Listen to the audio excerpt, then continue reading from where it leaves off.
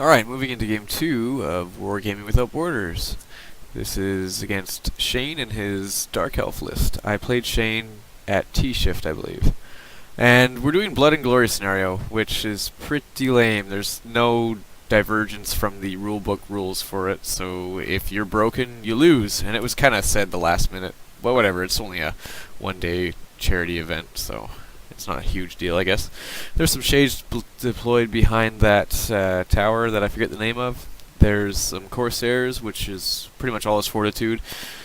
Some Doomfire Warlocks, a Bolt Thrower, and some Dark Riders.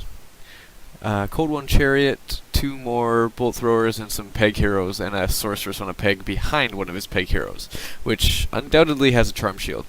So I got Knights and a Steam Tank. I was kind of going the same theme of putting my stuff off in the corner, but we'll see how that goes. And we got guns and cannon in front of those rocks there. I want to try and take out his Bolt Throwers first, because they're the thing that can shoot me from range, but that's not really what you have to worry about in this army. I didn't get the first turn, so I thought that was kind of fortunate.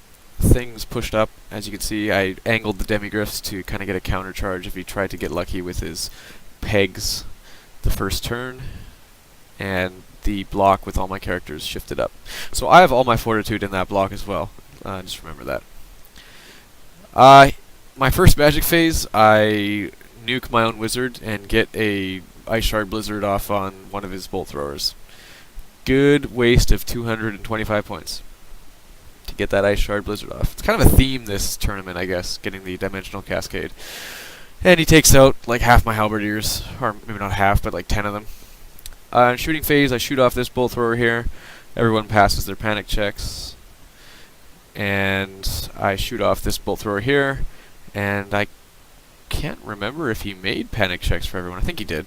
I'm sure he did. He's a good player, so. Going into his turn 1.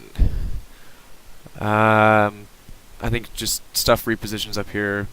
Maybe moves around a bit. I think he's just going to shoot. Doesn't want to get close to the Steam Tank, I guess. There's no way he can flee from that charge. His Cold One Chariot actually fails its stupidity check and moves up like 5 inches. And his Dark Riders, I guess, angle for a counter charge in case I feel like getting a long charge on one of his Peg Heroes. He kind of flies around my stuff with the Peg Heroes. I expected him to move a little bit more centrally, but I guess he's doing the smart thing here. I think this was the magic phase. He tries to hurt my cannon with something, but he only does 1 wound to it. And he gets off -1 strength and -1 toughness from Soul Blight, I believe it's called, from the Doomfire Warlocks, onto my Demigryphs, which I'm okay with. And my turn 2, I lack a wizard. That's not a good thing. I move up with these guys to be a little more aggressive. We'll see how that goes. I'm just spoiling everything, aren't I? Oh well. The archers don't even move. Steam Tank angles to take out the try and shoot at the chariot anyway. And the knights slowly move up to get in the way of stuff shooting at my cannon, my Hellblaster, hopefully. And this is showing I moved up the Demigryphs a little bit more, just to aim for a counter. And I was just shy of making it a really good move, unfortunately.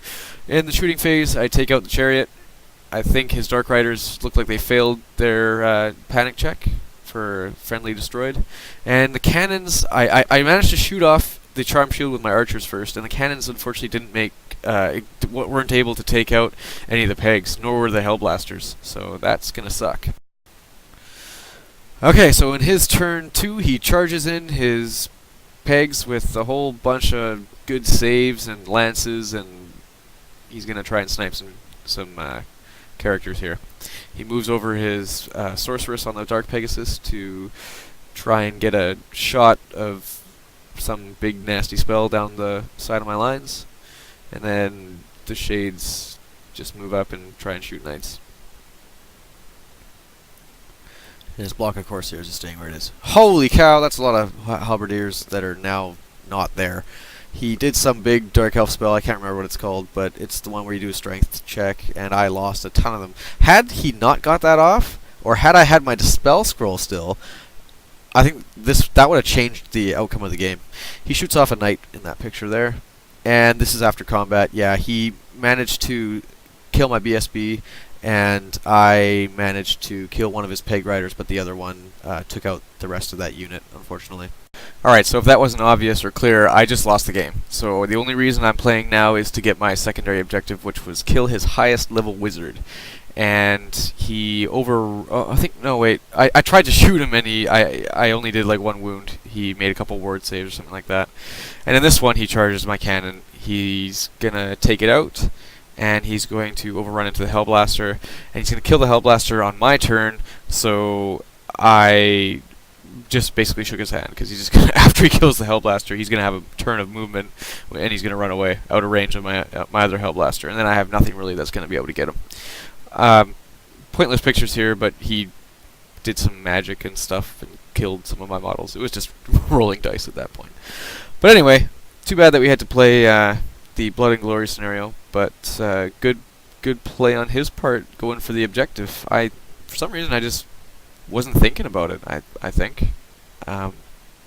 Also, I didn't expect that spell to kill as much as it did. So, and I guess in deployment, I still have my wizard, so can't blame me there. Anyway, on to game 3.